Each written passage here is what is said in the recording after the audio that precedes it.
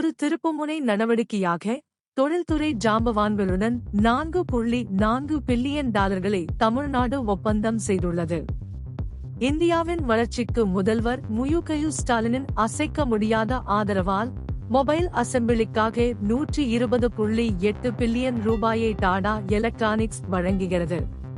Apple supplier பெகாட்ரான் ஆப்பிளின் India வளர்ச்சி உத்தியுடன் இணைந்து உற்பத்தி விரிவாக்கத்திற்காக $10 பில்லியன் முதலீடு செய்கிறது. டாடா பவர் $700 பில்லியன் முதலீடுகளை கண்காணித்து தமிழ்நாட்டின் பொருளாதார திறன் மீதான நம்பிக்கையை எடுத்துக்காட்டுகிறது. JSW எனர்ஜி $120 பில்லியன் புதுப்பிக்கத்தக்க எரிசக்தி திட்டங்களுக்கு உறுதியளிக்கிறது. இது மாநிலத்தின் பசுமை உள்கட்டமைப்பிற்கு பங்களிக்கிறது.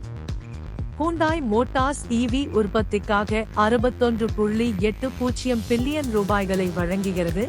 இது மின்சார இயக்க மாற்றத்தில் இந்தியாவின் பங்கை மேம்படுத்துகிறது. வியட்நாமிய EV தயாரிப்பாளரான வின்ஃபாஸ்ட் $2 பில்லியன் வரை முதலீடு செய்து இந்தியாவின் EV சந்தையில் நுழைகிறது. நைக்கி சப்ளையர் ஹாங்ஃபு $10.4 பில்லியன் முதலீடு செய்கிறது. மேலும் $16.6 பில்லியன் கூடிய விரைவில் இந்தியாவில் உலகளாவிய ஆர்வத்தை வலியுறுத்துகிறது.